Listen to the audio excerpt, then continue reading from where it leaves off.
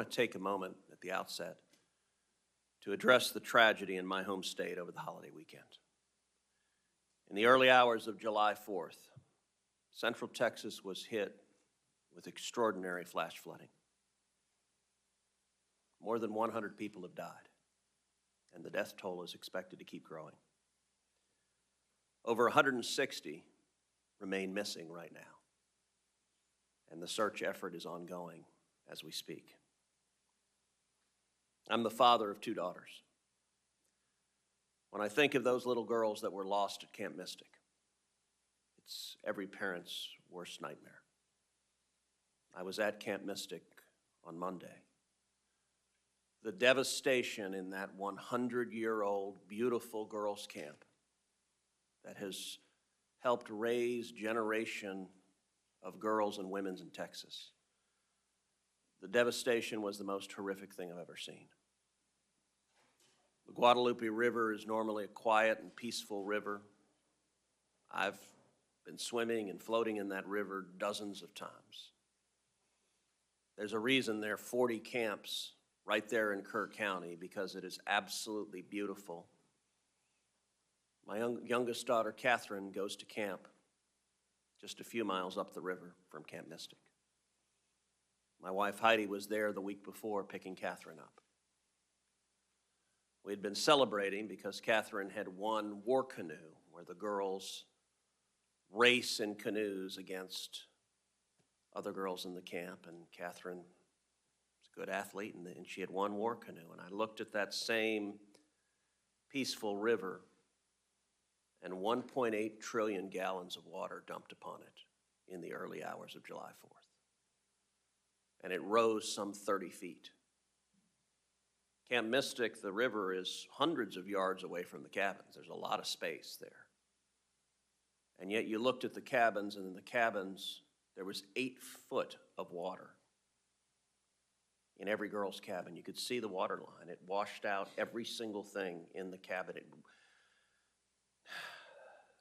There's one cabin, the cabin where the youngest girls were in, called Bumble Inn. The water blew out the windows in that cabin and swept all of the girls and the counselors out. Every girl in that cabin is either confirmed dead or missing. Outside that cabin are 17 single white crosses with the names of the girls written on it. The 17th cross, the name written on it is Dick Eastland, who for 50 years had been the camp director at Camp Mystic.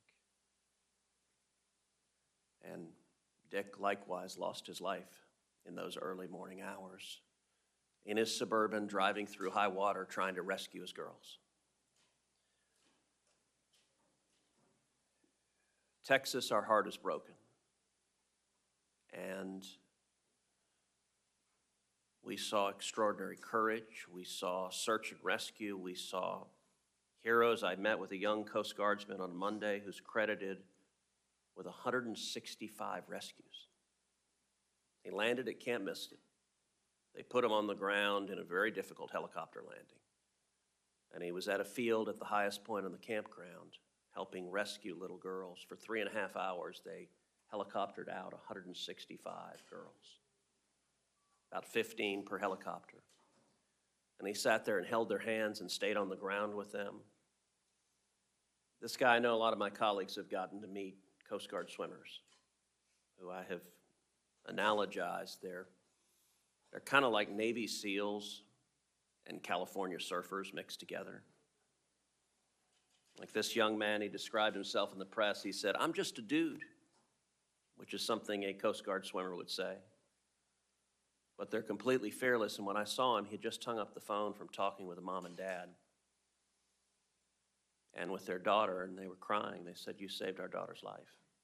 And when she was there, terrified out of her mind, you held her hand and told her to be okay.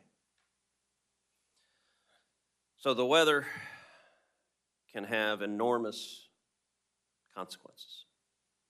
Our thoughts today are also with the people of Ruidoso, New Mexico, who faced flash flooding just yesterday evening. The power of a flash flood, the power of a tornado, the power of a hurricane, the power of a wildfire to devastate and destroy. Flying in a Coast Guard helicopter up the Guadalupe River, it was astonishing the devastation that water can produce. Cars were flung around like matchbox cars. And you know, when a car hits a tree, the car loses. The car crumples. But I'll tell you, when water hits trees, the trees lose. And all up and down the Guadalupe River, you saw thousands of trees just run over like a bulldozer had knocked them down. That was the force of the 30-foot wall of water that just everything in its path obliterated. Now, when tragedy strikes, we ask ourselves, what could have been done differently?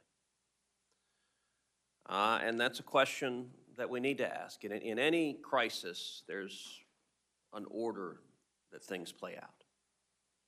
Stage number one is search and rescue, and that's got to be the first priority, saving lives, getting lives out of harm's way. Stage number two is recovery and rebuilding, and that's a process that takes months or even years as you go to the homes that are destroyed, you go to the buildings that are destroyed, and you look to rebuild. And we'll do that. Texas will rebuild. We're strong. But there's also a process of engaging in a retrospective and saying, what is the exact timeline of what transpired, and what could we have done better? Look, every one of us looking at the flooding in Texas, if we could step into a time machine and go back to 2 or 3 in the morning on July 4th, we would rush into those little girls' cabins and get them the hell out of there. And so one question, Dr. Jacobs, you and I had a very good conversation in my office yesterday. I want to thank each of the nominees here for your expertise. But one question we will certainly be asking in Texas, and we ought to be asking across the country, is how can we improve the speed and rate of response that when an extreme weather warning goes out? In Texas, the National Weather Service put out one at just after 1 a.m. and another just after 4 a.m. But the problem is most people are asleep at 1 a.m. and 4 a.m. So those little girls never heard the warning.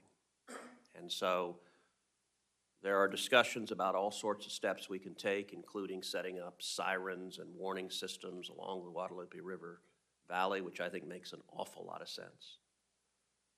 But we ought to be asking what lessons can be learned and what can be done more effectively to protect human life. Now, this hearing, we have 3 very qualified nominees. We have Dr. Neil Jacobs, who is the nominee for Undersecretary of Commerce for Oceans and Atmosphere and NOAA Administrator. We have Mr. Taylor Jordan, the nominee for Assistant Secretary of Commerce for Environmental Observation and Prediction. And we have Mr. Harry Kumar, the nominee for Assistant Secretary of Commerce for Legislative and Intergovernmental Affairs. I think each of them are highly qualified. I appreciate your willingness to serve, and I appreciate your commitment to protecting public safety. There's no mission that is more important, particularly concerning weather-related events, than early detection, knowing what is happening, and improving the ability to notify people in harm's way and get them out of the way. We know we're going to have other disasters going forward. There will be more floods, there will be more hurricanes, there will be more tornadoes. But every step we can take to remove someone from the path of that devastation is a step we need to take, and I appreciate each of your dedication to doing that.